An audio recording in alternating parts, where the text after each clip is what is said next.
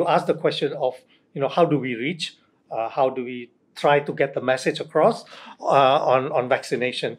I think what I want to mention is you have to use different media, different platforms, and you have to choose the right messengers. Okay, so let me elaborate on that. I think there are 4 issues here.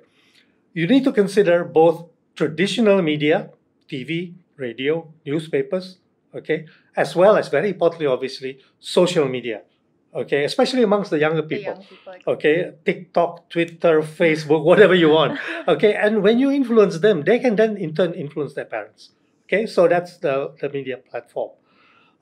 Secondly, you need, especially in Indonesia, to have events, educational events, at the grassroots level, in communities, okay? And this will happen in sort of communities where you may not you may not use Bahasa Indonesia.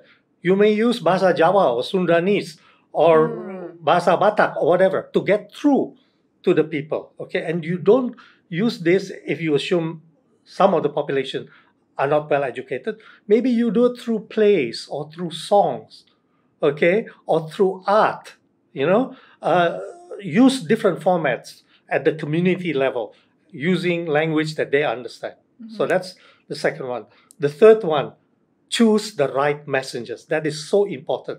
Obviously, you think about the Minister of Health or the Director General of the CDC. You think about professors, or you think about leading doctors to be the messenger that vaccination is important. But don't forget community and religious leaders. Yeah. In Indonesia, even neighborhood leaders, Kepala RT, Kepala RW, okay?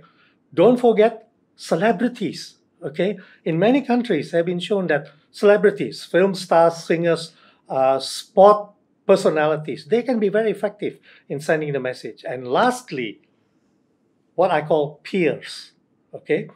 I read a quote from a lady, this is in the US. I tend to listen to advice more if it comes from someone who looks like me and who speaks like me. So that is the meaning of peer influence, okay?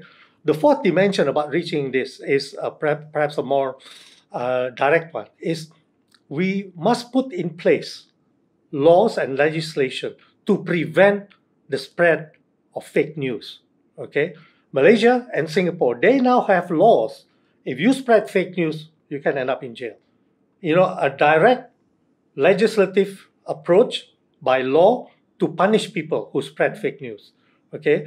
And the other side of that is to work with companies like Google, Twitter, Facebook. So when people search for vaccine information, and all these 3 companies have done that, the search engine directs them to reliable sources of information, like the WHO, like the Ministry of Health in the country, rather than taking them to all the websites of the anti-vaccination groups. So these are the 4 ways in which we try to reach the people.